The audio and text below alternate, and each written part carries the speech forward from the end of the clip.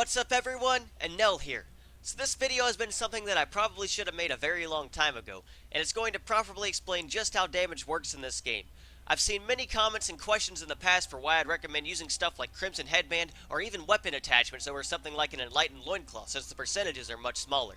And the reason for this is often that the multipliers, or where these are factored into the total damage formula, are separate, or independent multipliers. This basically means that they will multiply with other forms of damage separately, and as such give you more total damage as a whole. In this video today I wanted to discuss absolutely everything in the game that can boost your damage and how it can apply into the damage formula. The first things I wanted to discuss are things I can't really show off efficiently, so I'll just try to talk about them instead. So the first thing to discuss is stability. This is a hidden value in this game, unfortunately, but used to be visible in Xenoblade X. Basically, stability is your variance stat. It is how far above or below your damage can reach compared to your average. Having a higher stability means you have higher highs, but lower lows. Ultimately, the law of averages states that this will eventually even out no matter what's your stability value, but it can make calculations pretty hard to test. So for this video, I'll be using QT with the Tachyon chip for most demonstrations, as the stability value of this weapon is 1. So damage numbers will have very low variance, so changes will be very easy to see. So the next thing to discuss is weapon auto attack stat and the strength and ether stat of your driver. So essentially how this works is that the auto attack stat of your currently equipped weapon will be added to whatever value of strength and ether you have. Strength for physical moves and ether for ether attacks. Whatever this number is acts as the basis for all damage in this game. So what this means is that whatever you have is this number, everything else that contributes to damage is percentages multiplying this base number. As I'm sure you may realize, the weapon stat is typically going to be much higher than your driver's strength or ether stat. It's often not worth worrying about strength or ether too much because of this, and often never going to be worth using an accessory slot to try to boost those stats. You'll get like an 8% increase in damage at most, and since auto attack is the stat carrying this number for the most part. This is often why you see many level 1 videos where the blades are still doing a ton of damage, and that's because despite having a low strength or ether value, the weapon stat is still very high, usually above 1500. This number is the most important stat for damage overall. So the next thing to discuss is damage ratio. So on the art list for each weapon you'll see a damage ratio number of each art. The higher the ratio, the more damage the art does. Specials also have a ratio, but they are typically hidden in the game. In order to look at these, you have to look at external resources, such as my tier list, cough cough, or the datamine website, or even an Excel spreadsheet that has all of that. There isn't much to say about this as a whole, just that higher ratios are typically going to be better for damage. If an attack is multi-hit, the damage ratio will be distributed among these hits, and that can be either evenly or unevenly distributed. So the next thing to discuss about very quickly are idea levels. So idea levels are not just for blade pulls, believe it or not. They span from 0 to 10, and each increase in an idea level gives a driver 5% more damage with that element type associated. So 5% at level 1, all the way to 50% additional damage at level 10. Unfortunately, I have no way to decrease my idea levels, so you'll just have to trust me on that one. But since they specifically gave items to increase Torna idea levels even though he can't pull blades, I'm sure you can draw that conclusion and make the connection yourself. So be sure to raise your idea level, since the nice 50% extra independent damage that applies to everything is really useful to have. So last thing I want to mention quickly that I can't really show off at any, but you'll see pretty often throughout the video as a whole in these demonstrations, is block rate. If an enemy blocks an attack, you're going to do half damage for that attack, and you cannot critical hit at all for that attack, even if you have 100% critical rate. That's about all there is to it to that one. So let's talk about other things that affect damage and show some examples. So one of the things that affects damage in this game is class bonus. So what this means is that attack class blades will deal more damage. So right here I have Poppy with a tank mod equipped, so you can see a basis here. My auto attacks are doing about 1690, and my crits are doing about 2100 as a whole. This is without any attack blade class bonuses at all. So essentially, if you have one attack class blade equipped, you will have 10% more damage. If you have 2 attack class blades equipped, you'll have 15% more damage. And if you have 3 attack class blades equipped, you'll have 20% more damage. So here I have Poppy with a strike mod, so my strength stat isn't affected, and I should be doing 10% more damage. And as you can see right here, I'm doing about 10% more damage on all of my hits. About 170 more damage on my non-crits, and then about 200 more damage on my actual critical hits. If you have more attack class blades equipped, you'll do more damage than even this. So the next thing to discuss is a mechanic called Just Range. I want you to very quickly divert your attention to the bottom right corner of the screen in the middle of all my arts. You'll see QT's eye symbol glowing and lighting up a little bit. This indicates that I am in the perfect range for the currently equipped weapon that I have. My Speedy Sword art is doing about 9,000 damage on non-critical hits and 11,500 damage on critical hits, as you can see. So basically, if you are in the perfect range for your weapon, your auto attack stat is going to get a 20% bonus. For some weapons such as axes or the variable saber, this is close range, and for weapons like a lance or a cannon, it is going to be longer range. So now you can see when I'm outside of just range, it stops glowing as much, as you can probably tell. So now my arts are only doing 7,000 damage when it's non-crits and only about 9,500 damage when it does crit. A fairly noticeable increase, so make sure to keep your positioning into account when you're trying to do damage to enemies. You can find the range for all the weapons in a document I'll try to link below. The next thing to discuss is critical damage, one of the most powerful independent multipliers in the game. So normally when you land a critical hit, you'll do 25% more damage.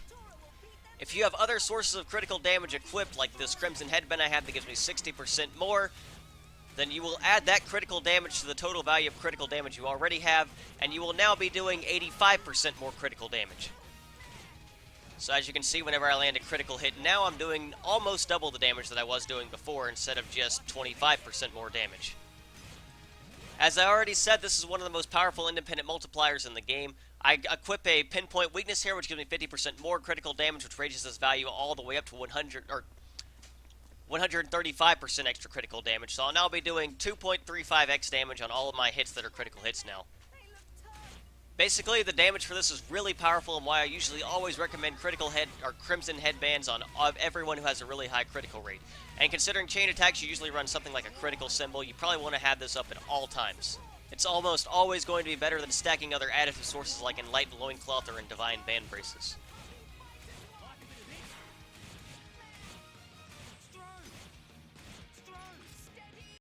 When you cancel into arts out of auto attacks, you will increase the damage ratio of those arts.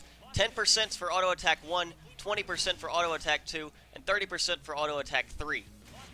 All drivers typically have 20% extra cancel damage bonus on their skill tree, and you can also equip eye patches or noise dampener to increase this value even further.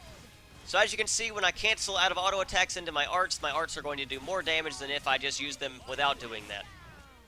And in this next session, if I have something like a noise dampener here, they'll be doing a lot of additional damage.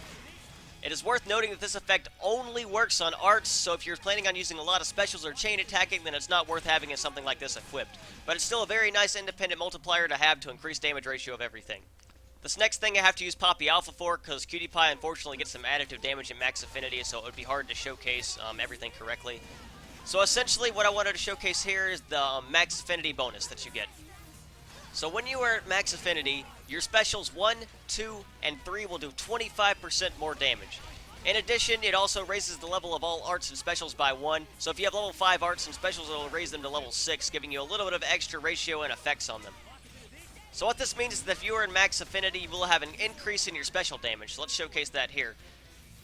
I'm doing quite a bit of additional damage on my special 1, as you can probably see here, about 25% more, as I already said. And also, since the level of the special is higher, I'll do even additionally slightly more than that. This effect does not apply to level 4 specials for some reason, but I guess that's because you can't use level 4 specials unless you're already at max affinity, so I guess that would make sense. But this is just another reason why it's important to maintain max affinity in battle whenever you can.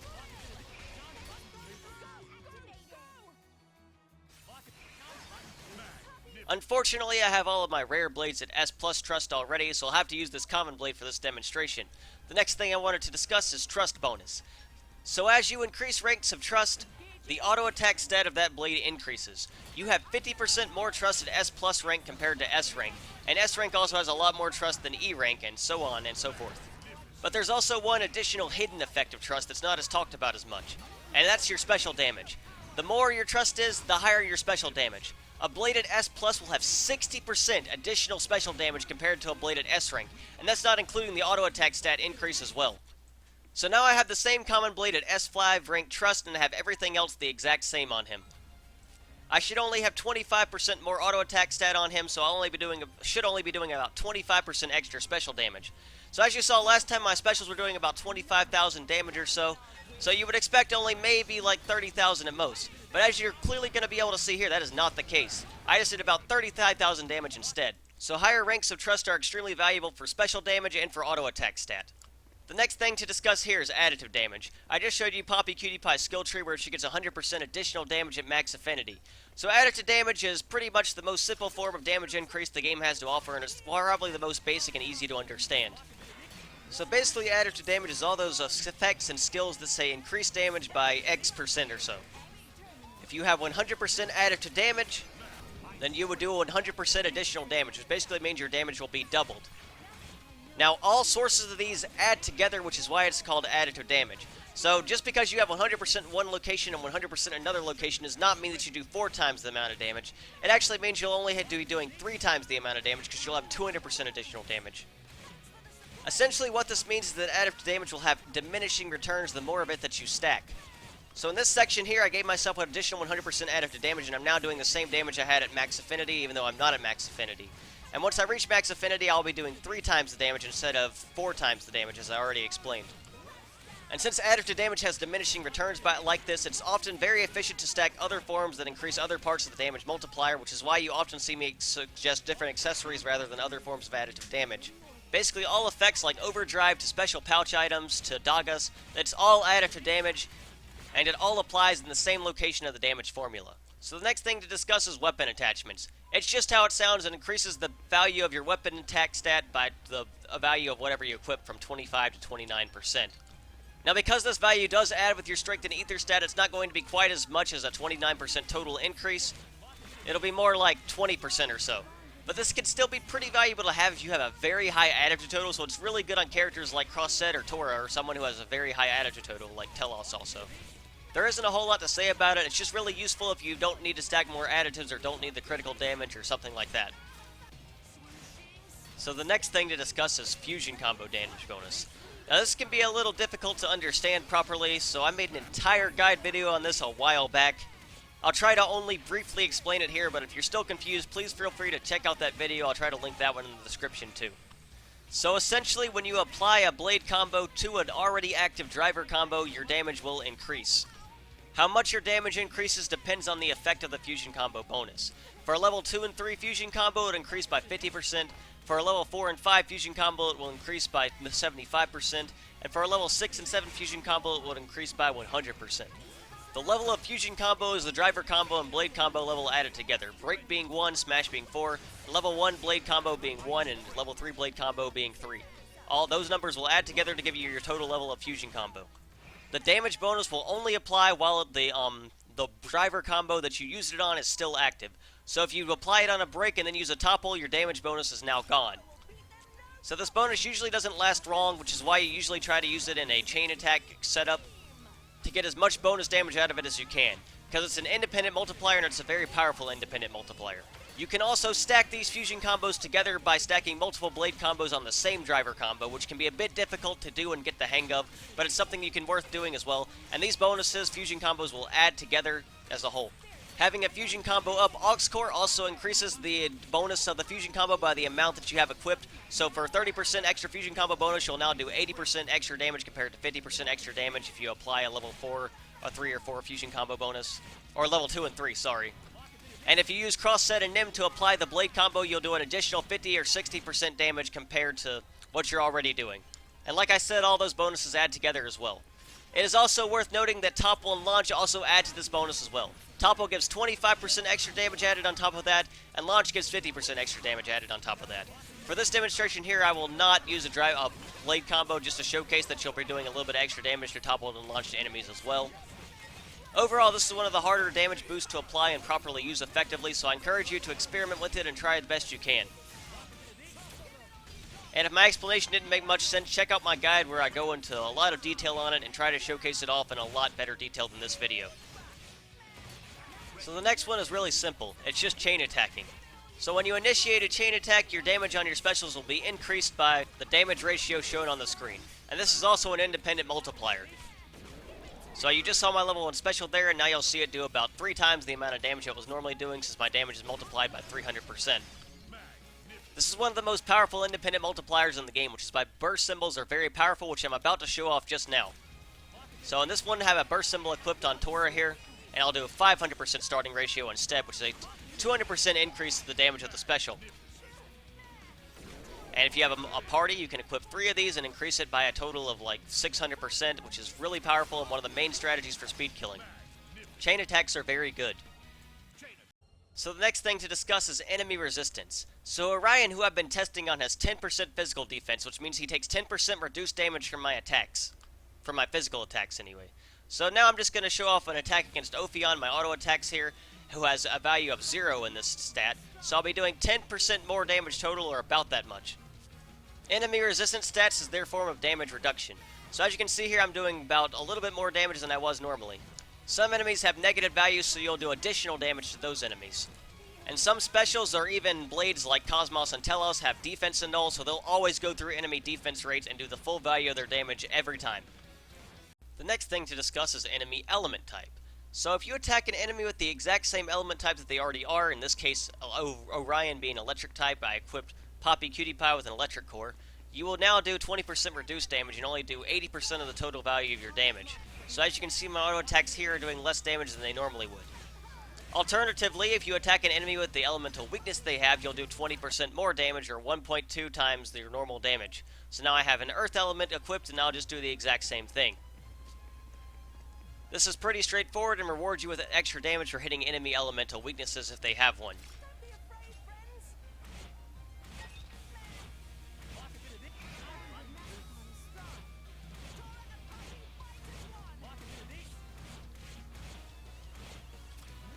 So having a blade like Patroka or Adenine with you actually increases the value of damage you deal to elemental weaknesses by 100%. So this means you'll be doing 2.2x damage compared to 1.2x damage. So as you can see, my only change I've done here is have Patroka equipped on Rex, and I'm doing an additional 100% damage, and that is an independent multiplier. And it's a very powerful support ability to have if you have one of these two blades equipped.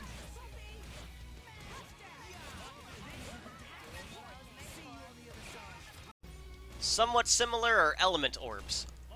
So when you put an orb on an enemy, all subsequent attacks afterwards will now do 75% of the normal value of damage they normally do, so your damage is reduced by about 25%. So as you can see, after this mega explosion, my auto attacks are now going to be doing reduced damage compared to what they were doing before. Pretty easy to understand.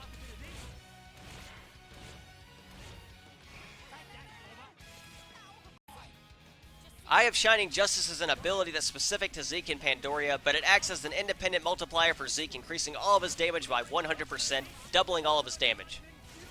It also increases art speed, but that isn't really that important for the actual damage formula, so just know that it increases his damage by 200% or 100%, and acts as an independent multiplier to all other forms of damage increases that he might have. I'll try to demonstrate that here by showing the difference in his auto attacks and all of his arts.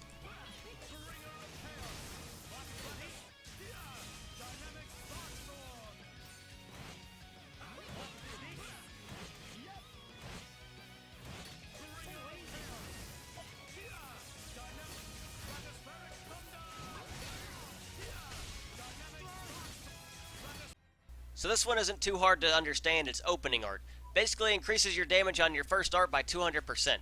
Now, unlike other forms of additive damage, this is actually the only thing that should be additive that is actually multiplicative. So if you have other forms of additive damage, you'll still get a 200% increase on whatever your opening art is. And it's actually pretty powerful for the opening art in that case. But since it only works once, I wouldn't really recommend using this anyway.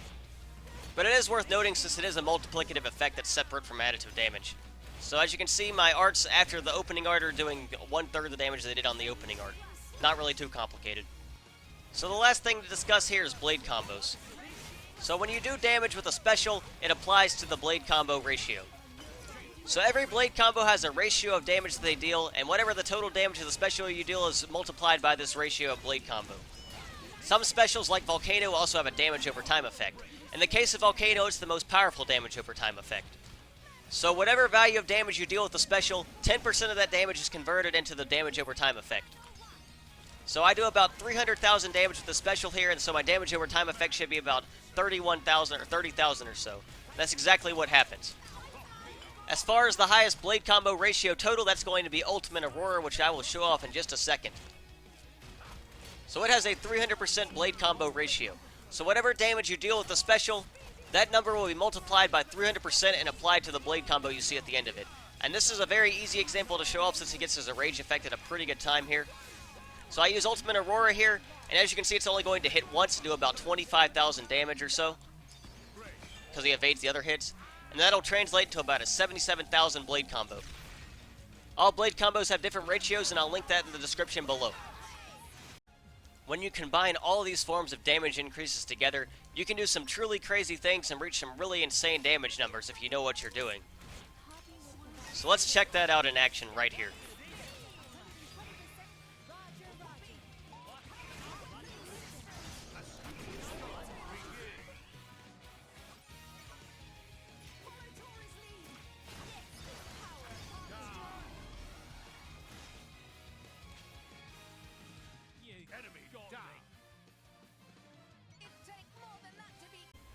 So that should cover it for explaining exactly how damage works in this game. I hope I didn't forget anything. I also hope that you may have learned something or at least found this video interesting even if you don't care too much. Maybe this will help people kill things faster, and that's always nice. So if you enjoyed this video and want to see more guides and cool content like speed kills and speedruns in the future, be sure to subscribe, follow me on Twitter, check out my other videos, all the normal shilling stuff. I don't have much else to say, so thanks for watching, and I hope you all have a wonderful day.